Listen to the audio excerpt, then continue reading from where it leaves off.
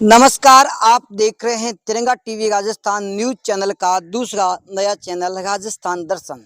और राजस्थान दर्शन पर आपके साथ मैं हूं रानीदान रावल। राजस्थान दर्शन का यही औचित्य है, जब से बनाया है कि राजस्थान की जगह जगह कोने कोने में धोरों और दूर दूर ढाणी ढाणी धोरों धोरों में घूमकर राजस्थान का इतिहास बताया जाए कि राजस्थान में जहाँ कहीं भी रेत में दबा हुआ इतिहास पड़ा है, राजस्थान का वो इतिहास है जहाँ पर वीर पुरुष पैदा हुए हैं तो वहाँ पर भक्त लोग भी पैदा हुए हैं, सूर्यों के साथ भक्त पैदा हुए हैं। जहाँ पर राजा महाराजाओं का इतिहास छिपा हुआ है तो वहाँ दान दाताओं का भामाशाह जैसा भी इतिहास छिपा हुआ है।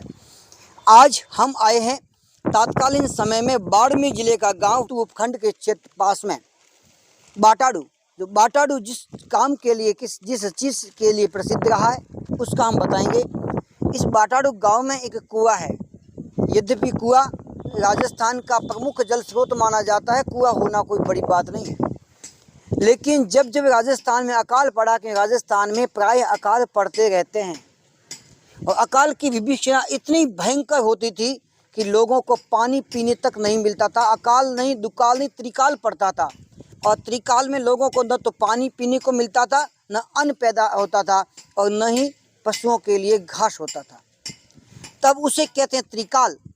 जब अकाल होता था, अकाल पड़ता था, तब यहाँ के तत्कालीन समय में सरकारें नहीं हुआ करती थी, राजा महाराजाओं के रजवाड़ों का शासनकाल हुआ करता था।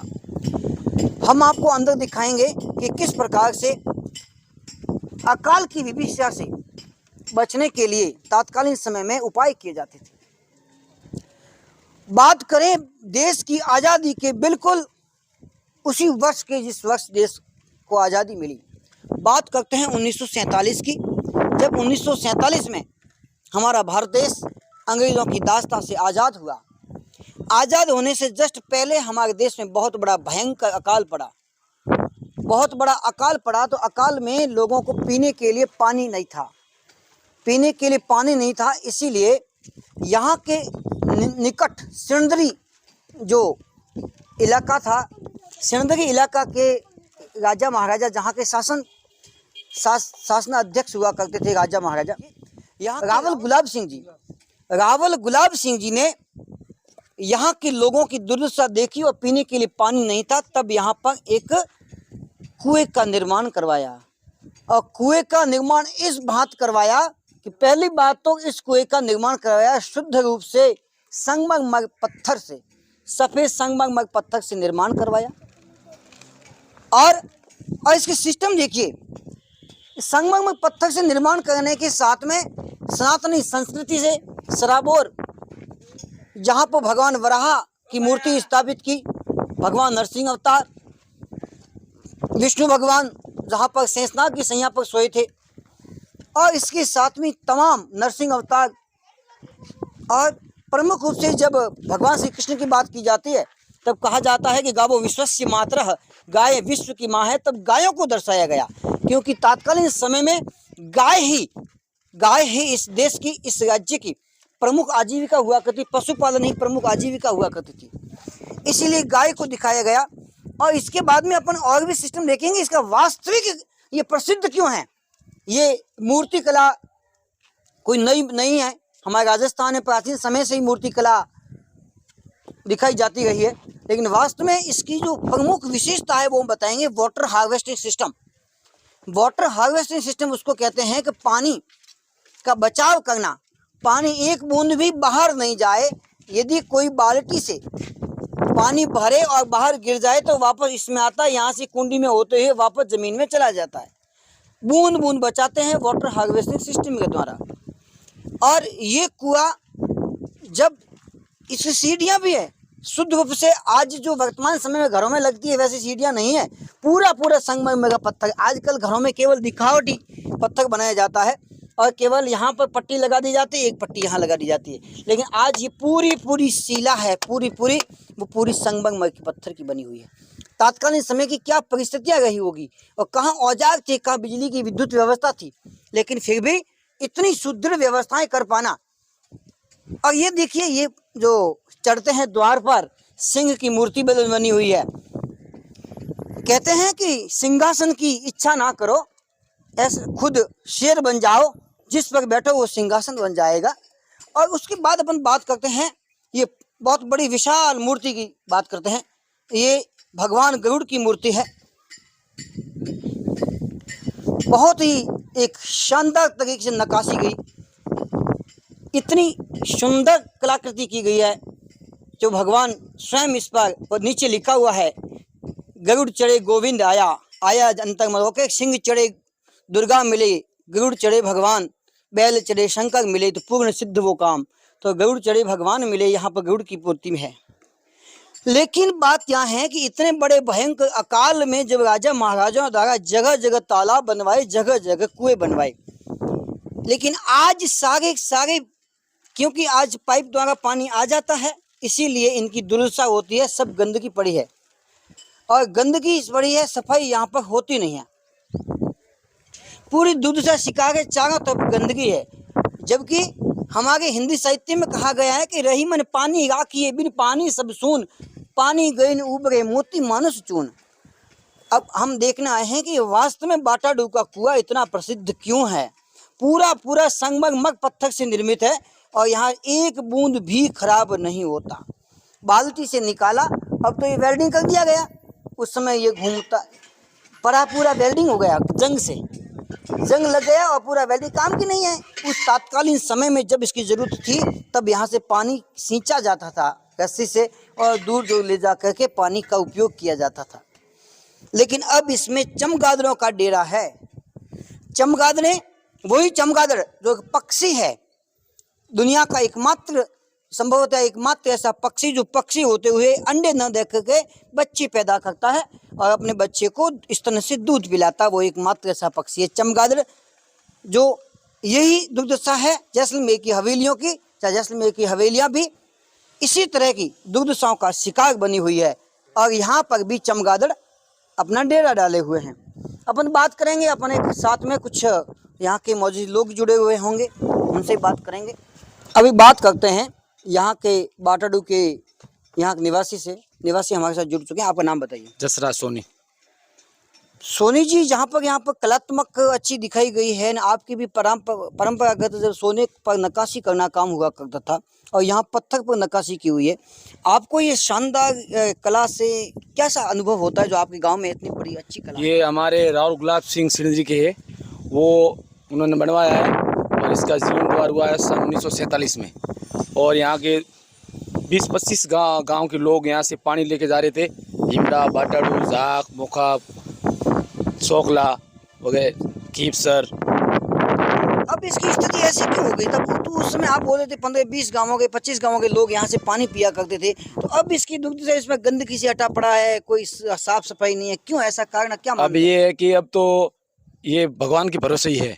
अब इसका ये 15 दिन पहले यहाँ का गांव के जो हमारे एमएलए भाई तो हरी जी चौधरी है, उन्होंने इसका कार्य के लिए 2 करोड़ रुपये दिए। अब वो हमारे गांव के सरपंच है प्रवीण की घोषणा की और उसका अभी लोकेशन वगैरह का इंजीनियर आके इसका सर्वे भी करके गया है। सोनी जी, क्या नेताओं के वादे, एक तो वादा होता है, एक घोषणा होती है, एक जारी करना, अलग अलग चीज होती है। पैसे भी जारी हो गए, इसका ये काम चल रहा है। ये बाउंड्री है ना, ये पत्थर है, वो बालेसर के कलामत पत्थरों से बनती है, पीछे ये खंडों की सिनाई हो रही है।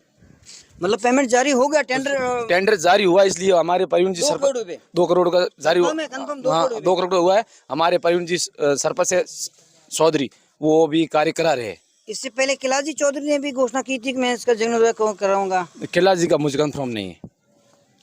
यहाँ के चुनाव जब आते हैं बाइतू क्षेत्र में, किलाजी चौधरी ने भी घोषणा की थी कि यदि सरकार बनी तो यहाँ पर कराएंगे जीर्णोद्धार, अच्छा काम करवाएंगे। लेकिन उनकी सरकार नहीं बनी, और हरी जी चौधरी यहाँ के वर्तमान में विधायक है, और यहाँ के पूर्व राजस्व मंत्री भी रह चुके राजस्थान से जीर्णोद्धार करने की। लेकिन आप मानते हैं कि जीर्णोद्धार करने से इसकी दिशा बदल जाएगी? इसकी दशा बदलेगी, और यहाँ उन्होंने बोला कि ये 4 दीवारी हो जाएगी, इसके ऊपर ये जाली हो जाएगी, और यहाँ द्रो वगैरह लगा के खरंजा होगा। मतलब सिर्फ बगीचा बनाना है कि कुएं का? मैं तो कह रहा हूँ कुएं में क्या विस्तार होगा? कुएं में ये धारियाँ वगैरह आई है ना, इसका पूरा मरम्मत कार्य होगा, और इसका लोकेशन देखे गया। अंदर वो जो टूटे फूटे है ना, ये इसका पूरा पत्थर वगैरह इसके घसाई होगी, इसके अंदर वो व्हाइट सीमेंट डाल के इसका पूरा काम होगा। लेकिन पानी पीने के लिए काम आएगा क्या? या पानी आएगा पीने के लिए। आपने कभी इसका पानी पिया, याद आता है क्या? बिल्कुल आता है, हमने पानी पिया है। तो कितने साल हो गए इसको बंद किए हुए? ये अभी हमारे पूर्व सरपंच है खेताराम सोनी, उन्होंने ये सफाई करवाई है, 20 साल हो गए। हमने अब तक केवल पुस्तकों में पढ़ा है कि करत करत अभ्यास के जड़मति होत सुजान। जब जड़मति मतलब मूर्ख व्यक्ति भी लगातार प्रयास करे तो वो विद्वान हो जाता है। करत करत अभ्यास के जड़मति होत सुजान, रसरी आवत जात के सील पर पड़त निशान। रसरी माने रस्सी, सील माने पत्थर। जब रस्सी सबसे कमजोर और कोमल होती है, वो भी यदि एक जगह बार बार चलती गई तो वहां पर भी निशान बन जाता है। यही है प्राचीन समय का बाटाडू का कुआं, जहां पर पानी खींचने के लिए रस्सी होती जो वर्त कहा जाता था, और वर्त से ही इस से निशान बन गया। रस्सी से खींच के जब पत्थर भी घिस जाता है तो मूर्ख लोग भी विद्वान बन जाता है। इसीलिए कहा गया है कि करत करत अभ्यास के जड़मति होत सुजान, रसरी आवत जात के सील पर पड़त निशान। जल ही जीवन है, अपने वेदों में भी लिखा है। लेकिन वर्तमान समय में हम जल की कीमत नहीं समझते। और ये कुआं नहीं है, हमारे पश्चिमी राजस्थान में बाड़मेर जैसलमेर के आसपास बहुत सारे टांकों का निर्माण किया गया है, वही जीवन की मुख्य धारा हुआ करती थी। लेकिन आजकल पाइपों से पानी आने लगा, इसीलिए उनकी उपेक्षा होने लगी। देखते हैं और भी आगे ऐसे ही और राजस्थान के बिखरे इतिहास को जानेंगे राजस्थान दर्शन पर। मैं हूँ आपके साथ रानीदान रावल। आप जहाँ पर देख रहे हैं, अभी यहाँ पर हम खड़े हैं तत्कालीन समय बाड़मेर जिले का वर्तमान के पास में जो रेगिस्तान का जल महल के नाम से जाना जाता था, बाटाडू का कुआं। और बाटाडू के कुएं पर यहाँ सभी लोग खड़े हैं, और लोग जब यहाँ पर इकट्ठे हुए हैं, लोगों को पता चला कि यहाँ पर मीडिया कर्मी आए हैं, कुछ न्यूज कवरेज करेंगे, तब आपको भी लगा कि हम भी चाहते हैं कि हमारे बाटाडू का कुएं का इतिहास आम जन भी जाने, आम लोग भी जाने, सबको पता चले। तब सभी यहाँ पर इकट्ठे हुए हैं। हम यहाँ पर जानना चाहेंगे आज बा राम राम टोका को यूं एड़ी स्थिति क्यों भाई? पानी लोग पीवा लायक नहीं दियो, कचरो पड़ियो है। कचरो हो गयो सा तो क्यों, कारण कोई है? सफाई की भी ना कचरो हो गयो तो पानी को पीवे को नहीं आनो? हमें पानी पिएगा नहीं। इस बाटाडू के कुएं का निर्माण 1947 में यहीं के रियासत कालीन गुलाब सिंह जी ने, रावल गुलाब सिंह जी ने निर्माण करवाया था।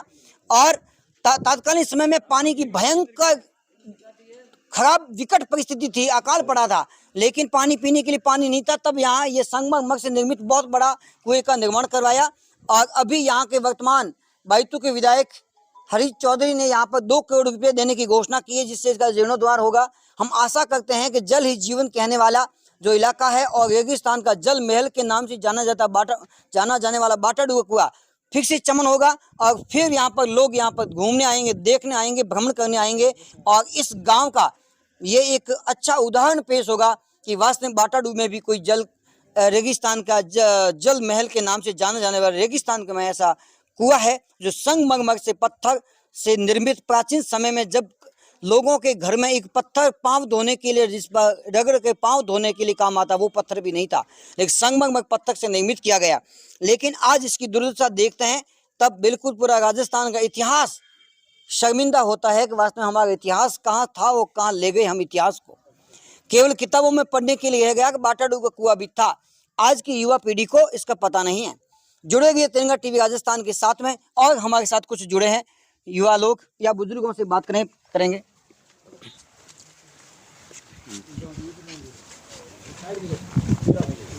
ना थोड़ा ये बा राम राम राम राम सा बाण वेरा पानी आव तो थाने कई एड़ा भड़कड़ी वेरा दीगड़ो है। ऐसे यूं है, मैं खोखसरे रहने वाला हूँ, अमराराम नो है। हाँ, मैंने तो खोखसर पानी अटू जातो पानी यहाँ से खोखसर के पानी भी है, यहाँ पे ऊंडू यार खोखसर से अटे हूँ बाटेड़ी से पानी खोखसर तक पूछता कान में ले जाता पानी, पहले तो पानी टंकियों ऊँटों माथे, ऊँटों मार ले जाता। हाँ ऊँट और पचे होया सकड़ा, तो ऊँट मार की लेता सब दे पीपा पानी हाल तो ऊँट माथे कान में पीपा केड़ा नहीं, सब दे पीपा पानी पखाल में लेता था, समड़े की बिना होता पखाल लेती पखाल होती। आपका नाम बताओ। मेरा नाम नारायण सोनी है। सोनी जी, आपको इस बाटाडू के कुएं के बारे में इतिहास कितना पता है, क्या जानते हैं? मैं ये जानता हूँ, मेरे दादाजी मेरे को सुनाते थे। ठीक है, ये रावल गुलाब सिंह ने ये बनवाया था, सिंध के रावल गुलाब सिंह जी। हाँ, ये यहीं रहते, उनकी कोठड़ी यहीं बनी हुई है। तो पहले के पानी की बहुत समस्या थी, इसलिए कुआं बनवाया। ये मकराना से संगमरमर का पत्थर आया, तो यहाँ साधन नहीं था, इसलिए कवास ट्रेन में आता था। अच्छा, कवास से बैलगाड़ी से यहाँ लाते थे। तो इतने वजह से एक की जगह एक बैल और चार बैल एक साथ जुटते थे। फिर बाहर कारीगर आए ना, ये कहाँ से? एक मकराना के कारीगर थे। किसमें लगा होगा इसको बनाने में? इसको बनाने में काफी समय लगा था। अच्छा, ठीक है, उनकी तमन्ना थी कि भाई पब्लिक के लिए लोगों को पानी मिल जाए। गला नहीं हाँ, सूखे। बाकी आपकी भी थी भक्ति करने के लिए एक कोट बनाए थे यहाँ। फिर वो राजा शासन चला गया और सरकार आ गई, तो फिर यहाँ से रावल साहब तो गए सिंदरी, और उसके बाद में ये पानी की समस्या। सोनी जी, आप भी यहाँ पर सुन रहे हैं, सब देख रहे हैं कि हमारा देश 1947 में आजाद हुआ। आजाद से जस्ट पहले ये बनाया, 1947 से बनाया। हाँ, हम सब खुश हैं, हमारा देश आजाद हुआ, अंग्रेजों की गुलामी से मुक्ति मिली। हुई। लेकिन आपको ये लगता है कि कहीं पर अंग्रेजों के बनाए हुए महल आज पड़े हैं और राजा महाराजाओं के बनाए हुए ऐसे ऐसे टांके पड़े हैं, लेकिन देश के आजाद होने के बाद में अब 15-20 साल पहले बनाए हुए गिर गए? ये तो नहीं गिरा है, ये तो पहले का है ना, सरकार का गिरा है, मतलब नेताओं का बनाया हुआ नहीं है। नहीं, ये तो इतना कितना भ्रष्टाचार आप मानते हो? 10-15 साल 20 साल नहीं चलते। देखो, ऐसे राजनीति के बारे में हम कुछ नहीं बोल सकते। हम इस जल महल की बात बता रहे हैं। राजनीति, ठीक है, अपने हमारे किसी से कुछ लेना देना नहीं। राजनेताओं का नाम लेकर नहीं बात हाँ, कर रहे हैं, ठीक अपन है। बात करें। हम तो इससे ये कह रहे हैं, और ये आज के नाम में प्रसिद्ध चीजें लोग देखने के लिए आ रहे हैं, और इसका जल महल के नाम से जानते हैं। ये तो आप मानते हो पहले इतना भ्रष्टाचार नहीं था? 500-1000 साल पहले वाले 500,000 साल तो किले मेरी और उम्र ही महल नहीं पड़े। हुई है। 200 साल के पहले पड़े। अरे महल तो 500-1000 साल पड़े हैं ना। जोधपुर किला, जोधपुर किला पड़ा है, जोधपुर किला अभी है, जोधपुर किला भी है, और चित्तौड़ किला है, जैसलमेर किला है, पड़े। और आज अपने 15-20 साल पहले की हौदी बनी होगी, वो भी गिर गई होगी। हो गिर ये शायद सरकारी कोई था क्वार्टर, हाँ, वो गिर गया। वो गिर जाता तो इतना भ्रष्टाचार आज है, अंग्रेजों के समय इतना नहीं था।